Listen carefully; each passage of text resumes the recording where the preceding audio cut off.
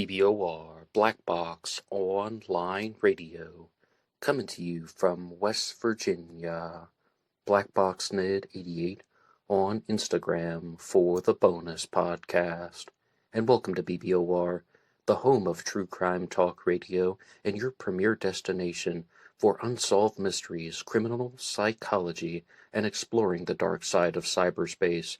My name is Ned DeHaan, and I am your host, as well as the creator of AstroPsych 400 here on YouTube, and regular contributor to the Zodiac Killer channel. And a great way to support these shows is just by listening to some more content. But you can also go over to Amazon.com and have a look at the book Killer on a White Horse, written by me, Ned DeHaan. It is a novel, murder mystery, inspired by the Zodiac Manson connection, but it is indeed fictional. However, who doesn't love a good mystery?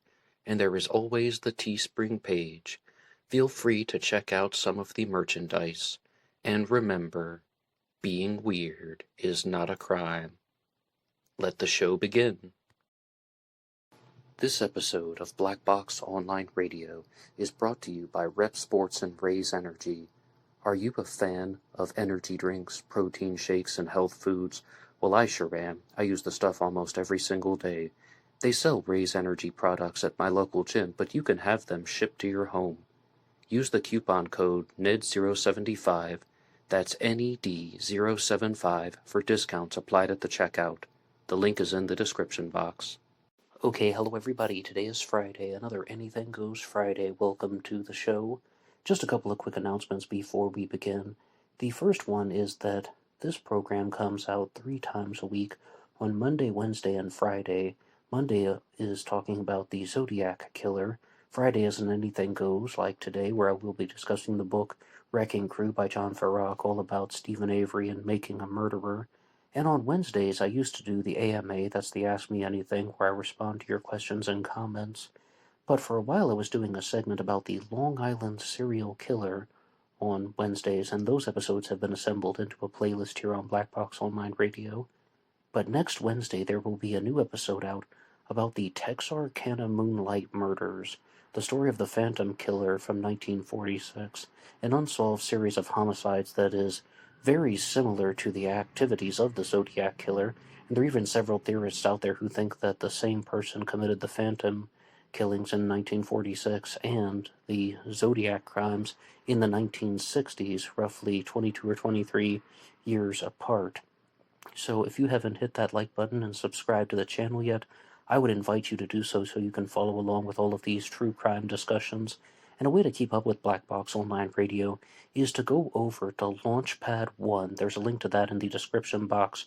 You can download the audio version of this program as a pure podcast. Take it on the go anywhere and anyhow. If you would like to download the video version, you can use YouTube Premium, but that one you have to pay for. LaunchPad 1 is free. And another great way to support all of these efforts is to go over to BuyMeACoffee.com. There's a link to that in the description box as well. It's under the name BlackBoxNed88, the same as my Instagram handle, but the easiest way to find it is in the description box. BuyMeACoffee.com allows you to make a contribution to help support the show, and any donation or contribution will be used for things such as purchasing equipment, as well as buying true crime books so that I can talk to you guys about them. And anyone who makes a contribution will get a shout out on Zodiac Mondays. And there is always another reminder going around that this show is partnered with the YouTube channel AstroPsych 400. That's something that I created last year, and it is the home of the podcast for sleep, which is going to be coming out on the weekends. Some people were saying that they use this program, Black Box Online Radio, as a way to fall asleep at night, and I thought, why not create something that is specifically designed to help people fall asleep? And if you deal with insomnia, or you just like to use audio to fall asleep at night, you can go over to AstroPsych 400 and listen to the podcast for sleep coming out usually every weekend. And as you can see from the title here, this is going to be a book discussion on Wrecking Crew by John Ferak, the book that claims that it can demolish the case against Stephen Avery, who was made famous by the Netflix docuseries Making a Murderer. The crime that is involved with this story is the 2005 death of Teresa Halbach, And there are an enormous amount of theories about what happened to her. And firstly, I need to say rest in peace, because it is an absolute tragedy about how Teresa Halbach was taken too early and some of the gruesome things that happened to her remains. But what makes this true crime story so different is, in the 1980s, Stephen Avery was not only accused but convicted of a sexual assault and attempted murder of a woman named Penny Bernstein. However, he was almost certainly innocent and exonerated after spending 18 years in prison, exonerated because of the DNA evidence, and he was let out of jail in 2003. 2 years after being exonerated for the crime he didn't commit, Stephen Avery was also back in police custody for the murder of Teresa Halbach, and all kinds of evidence was found on his property. His family owned the Avery Salvage Yard, which was said to have had 3,000 vehicles on its premises, but in this book here, Wrecking Crew, it even says an estimate of 4,000 vehicles. Very large place, and then numerous parts of this salvage yard, they found evidence connecting Stephen Avery to the 2005 murder of Teresa Halbach. And even going further than that, Stephen Avery's nephew, Brendan Dassey, also becomes a suspect in the murder and also is still currently in jail for the murder of Teresa Halbach. So this could be the possible story of a man who was wrongfully imprisoned twice for very serious offenses. And then there are other people out there who have even shared stuff in the comments section down below about how they believe that Stephen Avery is actually guilty of this. And you can get the title, Making a Murderer, meaning to suggest that he was framed. But what actually happened? And the book Wrecking Crew by John Ferak takes a very persuasive stance and wants to examine the evidence that would suggest that Stephen Avery was indeed framed for the murder of Teresa Halbach. And I need to emphasize something that I say in almost all of my book discussions. You'll see this as part 2. If you haven't heard part 1 yet, that's fine. You can keep listening. But I hope you'll go back and listen to it at some point. I always want these book discussions to be made available to everyone so that you can just jump in at any moment. But I also need to give the disclaimer that this is not a traditional book review. I'm just going through the book and pulling out some ideas. I find that traditional book reviews are more like, well, they could have used a nicer font on page 35. No, this is just looking at some of the ideas that have been expressed by the writer John Ferak and his take on the subject. However, this is part 2, and I will be discussing the material that is found in chapters 5 through 13 in the book. And as you see, I'm not at the end yet, so some people who have already read the book might be saying, hey, wait a second, you don't understand everything. Well, maybe we'll find some new things as I go through chapters 14 and so on that will bring some light to that. But I really want to begin with something that was shared on page 92, and this is in chapter 10 because, as I said, Stephen Avery was convicted for the murder of Teresa Halbach in 2005. She was a photographer for Auto Trader that was on the property, and as I said, the Averys had the salvage yard, so they have 3,000, maybe 4,000 vehicles, and she is a photographer. But we've also talked about Brendan Dassey, Stephen Avery's nephew, who was convicted as an active participant in this, Stephen Avery himself, and a new person is going to be introduced into this story, and I will just read this part of page 92 of Wrecking Crew. One of the most shadowy figures to emerge from the Teresa Halbach murder probe was veteran Manitowoc County Classic car buff Andy Colborne. Colborne belonged to various classic car clubs around northeastern Wisconsin, but in his early 30s he set his sights on a new line of work. Manitowoc Sheriff Tom Kocherek offered Colborne a full-time job as a county jailer. Colborne later gained infamy for his role in Avery's wrongful conviction case. Colborne was the dopey Manitowoc County jailer who spoke with one of the Green Bay area police departments around 1995 regarding the recent arrest of serial rapist Gregory Allen. And Gregory Allen is the man who actually attacked Penny Bernstein back in the 1980s, and they were able to learn this because of DNA. So I would like to go to a particular statement that was made in regards to Colborne and his involvement in the Avery case, and I'm going to jump ahead to page 95, and it says that The continuation and the publicity of Avery's civil rights lawsuit was bad news for Colborne's upcoming sheriff's candidacy. Colborne had been collaborating with Lieutenant Lank about his eventual bid for sheriff. A Colborne victory put Lank in line for a hefty raise and promotion to undersheriff of Manitowoc County. However, the big election was still a year away, but campaign season was just around the corner. But in 2005 there were far more pressing matters. The sheriff's office needed to deal with Avery. If we wanted to eliminate Steve, it would have been a whole lot easier to eliminate Steve than it would be to frame Steve, Sheriff Peterson told Green Bay television station Fox 11 the days after Stephen Avery's arrest. The Manitowoc sheriff went on to say, if we wanted him out of the picture like in prison, or if we wanted him killed, it would have been much easier just to kill him. And again, that is from Sheriff Peterson. However, that is just a ridiculous thing to say. I couldn't believe it when I was reading that, because have you ever heard the expression, some things are better left unsaid so you don't reveal how ridiculous you are? Because you're not doing yourself any favors like that. I mean, that's their defense for not framing Stephen Avery. Well, we could have killed him and that would have been easier for us. Oh my goodness, I mean, some people are just twisted. But as we see here in this particular paragraph talking about Colborne and some upcoming political issues involving the bid for sheriff, there are some motives that are explored in these chapters of the book about why on earth would they frame somebody such as Stephen Avery for the murder of Teresa Hallback? What is the benefit to them?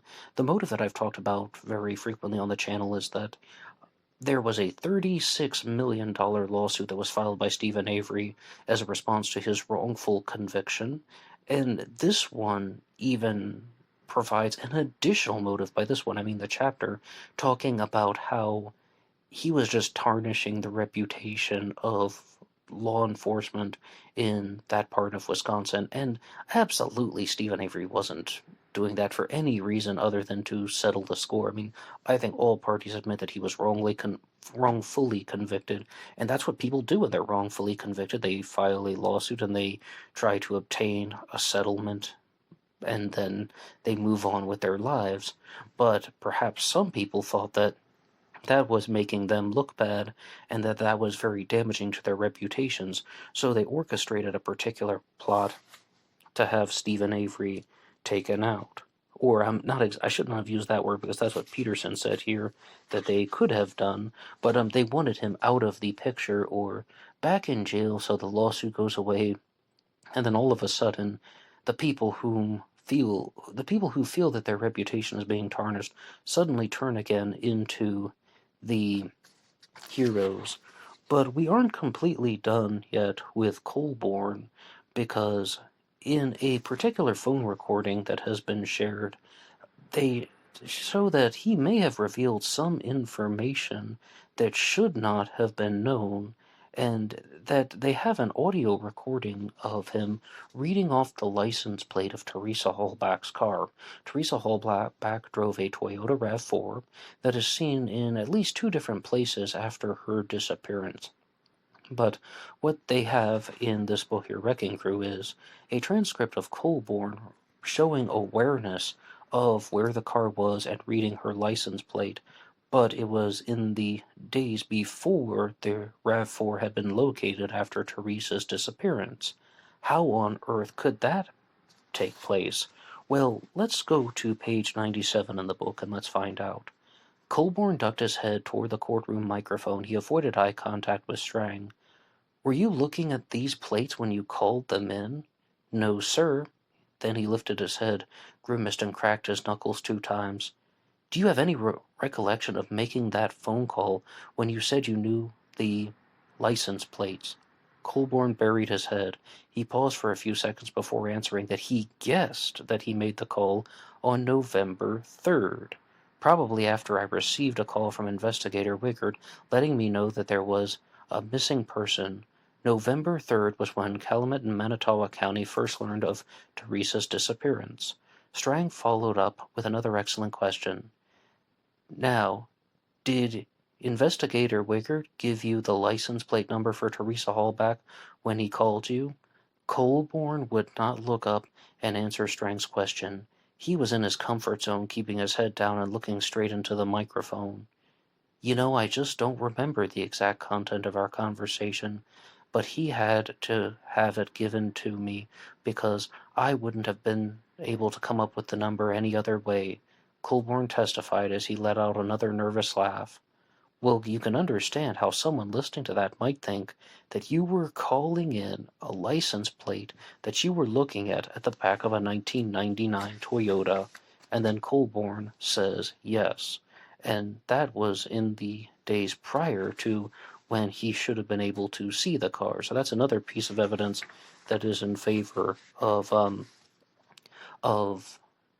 the police having some type of malicious action directed toward Stephen Avery. And it really is quite perplexing because, I mean, you would really just imagine that somebody is going to go through such horrible lengths to frame somebody, planting a key in Stephen Avery's bedroom, as well as they would have had to have planted blood evidence in Teresa Hallback's RAV4, and there were so many other points that were found. On page 100 of the book, they elaborate more. By they, I mean John Ferak elaborates more about the motive for framing Stephen Avery.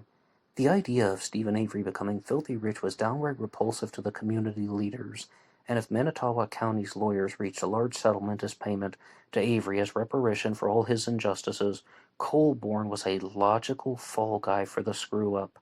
The footsteps were getting louder and louder. Then all of a sudden, there came along a golden opportunity for Colborne and others to restore their careers and destroy Avery's life once and for all. Again, that's on page 100 if anybody reads this book on their own. And I think that that is one of the most valuable parts of the entire Making a Murderer saga, the entire Teresa Hallback story, that there is the possibility that someone would have wanted to frame Stephen Avery solely because they benefited from it. And it's absolutely saddening to think that someone would actually do that to another person, but crazier things have happened. And as I said, this book is mostly persuasive. It's taking the stance that Stephen Avery was indeed framed. But I would like to jump ahead to some parts of Chapter 12 that talk about the actual forensics of the case, because John Ferak, as well as the other sources that he is citing, are attempting to provide some clarity as to what actually happened to Teresa Hallback back in 2005. And firstly, I would say before conducting their analysis on Teresa's murder, Stuart James, a forensic expert in the Associates Forensic Consultants, studied photos of Teresa Hallback's RAV4, bone fragments, the burn area behind Avery's garage, burn barrel contents, the burned cell phone, the garage and its contents, and bloodstains on Stephen Avery's bathroom floor. And it's important to note that Teresa Hallback's remains were found in that place that was behind Stephen Avery's residence, let's just call it that. And yes, her body was burned, and fragments were found in what they call the burn pit, which was just a reasonable sized place that was filled with charcoal and scraps from burning various items. So I think they're constructing the narrative that Teresa Hallback was sexually assaulted and murdered by both Stephen Avery and Brendan Dassey. Then her body was put into her own Toyota RAV4 and then driven to the burn pit, and then they hid the RAV4 on the property in the Avery salvage yard. Now, it's possible that there was a witness sighting of the RAV4 in a different location before it should have ended up in the salvage yard, which would really throw water on that particular theory. But it's very difficult to corroborate something like that. But I'll get back to this section here in Chapter 12. Additionally, James reviewed the DNA reports, trial testimony, and arguments, including that from Kratz, the anthropologist Leslie Eisenberg, and forensic scientist Stahlke. He also gave his undivided attention to photographs of Teresa's cargo door, portions of the plastic dashboard of their Toyota RAV4, and chapters from Kratz's book, Avery, the Case Against Stephen Avery, and What Making a Murderer Gets Wrong. I would absolutely love to read that book, only because I'm fascinated with Counterbalance and talking about different ideas in the true crime world. And as I said, this one is persuasive, so perhaps I will examine that one in the near future. But when they talk about conducting forensic analysis on the cargo door, some people call it the trunk, some people call it the boot, my brothers and sisters across the pond, right? But those open from top to bottom, up and down. They're calling it a cargo door because in the reconstructions that you can even see here in this book, it opens from left to right. Well, really, it opens by pulling it to the side. As you, instead of lifting it up, you have to pull it open, and yes, it does pull to the right. But this is one of the few times that there actually is some clarity on what happened to Teresa Hallback, and it will take a while to get there, but I would like to read this entire segment because I think that it provides a better pathway to understanding. James found it noteworthy to mention how Kevin Heimerl, a special agent with the Wisconsin Division of Criminal Investigation, described there being no blood spatter in Stephen Avery's garage. I've reviewed the trial testimony of John Ertl, a field response technician for the Wisconsin State Crime Lab. Ertl testified that he had some experience as a blood stain pattern analyst, and he saw that there were no blood stains whatsoever in Avery's garage. To a reasonable scientific certainty, James continued, the absence of blood-stain patterns from a gunshot in Mr. Avery's garage is consistent with Miss Hallback being shot in the head in that location. As for Avery's red trailer, James found it telling that Ertl found no evidence of bloodstain patterns in Mr. Avery's trailer. That's the residence place that he was living in. To a reasonable degree and scientific certainty, the absence of bloodstain patterns in Mr. Avery's trailer is inconsistent with a brutal attack occurring in that location. Further, the absence of Miss Hallback's blood in Mr. Avery's trailer is inconsistent with her being stabbed or otherwise have sustained any significant bloodletting injury in Mr. Avery's trailer. So I think you can see right there that even if they have items like a key has been planted, or they have some small amounts of blood in her car, that Stephen Avery just doesn't look like the strongest suspect when you hear that particular piece of forensic evidence, because the blood spatter should have looked very different, or there should have been some type of actual physical evidence from Teresa left behind in Stephen Avery's trailer, as you heard there. Not a car key, no, something that was actually from Teresa's biometric material herself. And the quotation is, in my professional experiences, it is extremely difficult to clean bloodstains with heavy applications of bleach and paint thinner, James said. At Avery's murder trial, his defense was handicapped and severely undermined because his lawyers chose not to hire a blood stain pattern expert. The effect was disastrous because, as a result, the defense was unable to put forth a compelling argument against the persuasive prosecutor. But I mean, no matter what, though, whatever type of vicious attack they think that Stephen Avery and Brendan Dassey did, they would have to try to understand why there wouldn't be serious amounts of blood spatter. Like, they're not going to miss a single drop if they're going to try and clean it up, because we have to remember that the prosecution's theory is that both Stephen Avery and Brendan Dassey participated in a sexual assault of Teresa Hallback, and they didn't leave behind a single drop that is consistent with any blood spatter expected pattern. It's quite shocking. But as I said, the talk of the cargo door seems to be one that might actually provide an understanding of what happened in the way Teresa was murdered. The bottom of the cargo door is 17 inches from the ground. The concentration of bloodstains in this area is not consistent with blood being deposited as a result of Miss Hallback's body being thrown into the rear cargo area. The pattern on the rear cargo door is consistent with a stationary blood source being struck with a bloodied object and creating a cast-off pattern where the blood droplets have traveled from left to right relative to the rear of the car's vehicle and onto the open cargo door. I have directed experiments where similar cast-off patterns were created using a hammer swung at a low angle to deposit the blood onto the rear cargo of the 1999 Toyota RAV4. This next section is from page 124. To a reasonable degree of scientific certainty, the blood-stain pattern observed on the rear cargo door of Miss Hallback's RAV4 was a cast-off pattern created by a blunt instrument.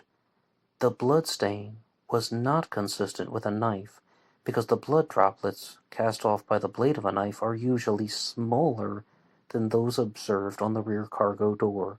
The bloodstain was not consistent with a gunshot, because droplets of blood resulting from a gunshot are smaller than those observed on the rear cargo door.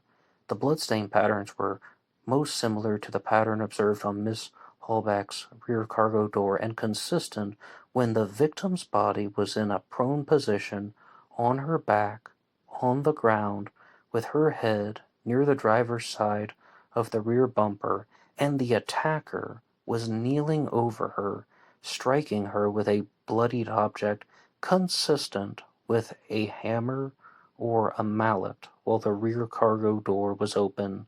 It is my conclusion that the bloodstain pattern on the rear cargo door of Miss Hallback's RAV4 was not created in the manner described by the prosecution and the experts at Mr. Avery's trial. And there's also one final note here that I'll say before I give some of my own responses.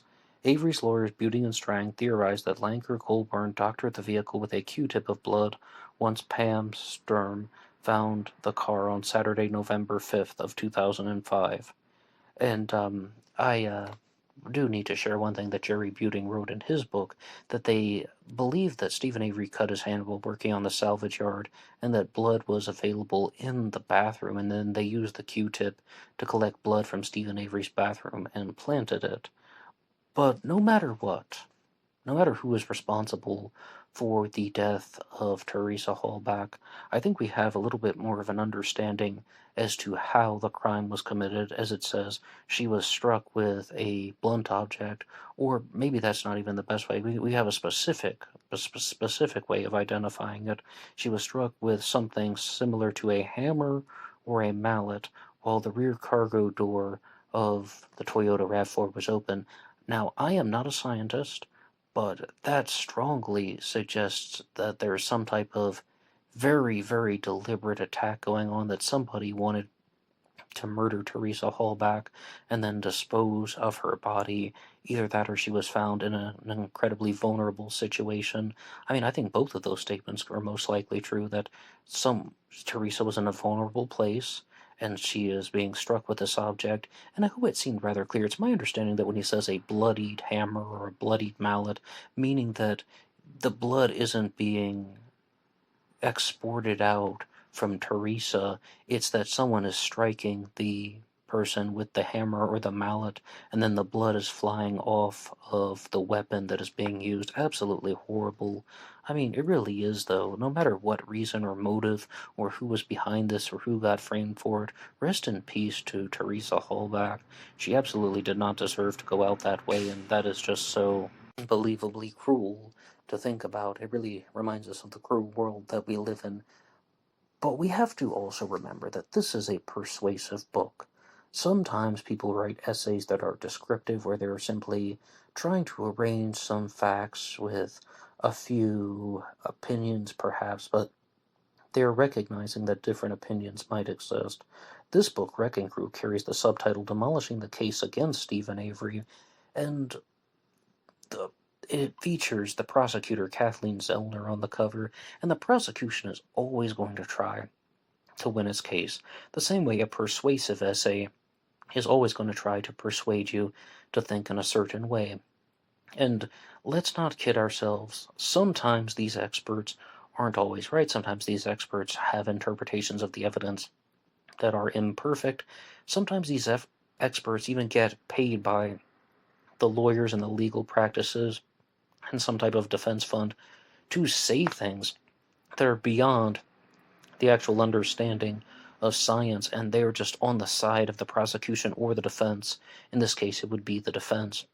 No, I'm not accusing anybody of anything there. I just want us to be aware that those type of events do happen.